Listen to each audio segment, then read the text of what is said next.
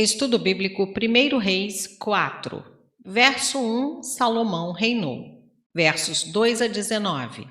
A comparação dessa lista de funcionários reais com a de 2 Samuel 8, versos 16 a 18, mostra a mudança ocorrida com a passagem do reinado de Davi ao seu filho Salomão. Nos tempos de Davi, a organização da corte real era mais simples e o predomínio do exército refletia as preocupações pela criação e consolidação de um reino. Nos tempos de Salomão, a organização se fez muito mais complexa. Aparecem novas funções e o interesse centrou-se principalmente na administração dos assuntos do Estado. Isso supõe uma época de paz e prosperidade. Uma vez terminada a conquista, o rei podia dedicar-se tranquilamente a construir e estabelecer relações diplomáticas e comerciais com outros reinos. Versos 7 a 19.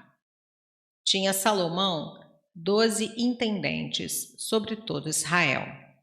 Os nomes que se seguem constituem uma lista dos oficiais de Salomão e, para todos os efeitos, eles não são identificáveis. É interessante notar que os serviços dos oficiais foram estipulados com base no calendário anual de 12 meses, cada oficial sendo responsável por seu mês em particular. Verso 7.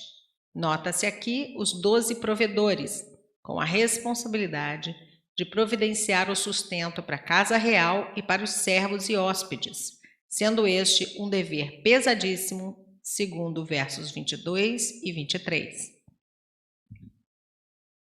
Verso 20. A areia que está ao pé do mar. Uma expressão que indica algo que não se pode contar nem medir, que se aplica à sabedoria de Salomão, verso 29.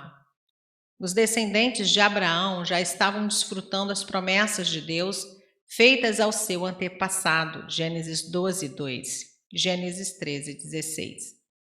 Os de Judá e Israel. O texto mostra expressamente a distinção entre Judá e Israel. Judá era a tribo real a que havia pertencido a Davi, o fundador da dinastia. O nome Israel designa, ao contrário, as tribos do norte. Na divisão por distritos, Judá não é levado em conta. Isso significa que essa tribo foi dispensada do pagamento de impostos e da obrigação de proporcionar os víveres de que precisava a corte real. Tal privilégio contribui para que surgisse o descontentamento entre as tribos do norte, que não tardariam muito tempo em fazer ouvir os seus protestos. Verso 21, dominava Salomão. Expressão hiperbólica que ressalta o poder de Salomão em toda aquela região. Este é o maior limite que o território de Israel atingiu desde o momento em que Josué atravessou o Jordão com os seus exércitos. Forma uma circunscrição geográfica bem protegida. Apesar da glória do reino de Salomão, apesar das bênçãos descritas no verso 20, podia-se notar já as causas de uma facção posterior. O fato de Salomão exigir tributos e serviços forçados mostrava o início da ação de um tirano que o profeta Samuel descreveu como antipático aos ideais do povo de Deus. 1 Samuel 8, versos 11 a 18. Verso 23. Os corsos são um tipo de veado muito pequeno. Verso 25, debaixo de sua videira e debaixo de sua figueira.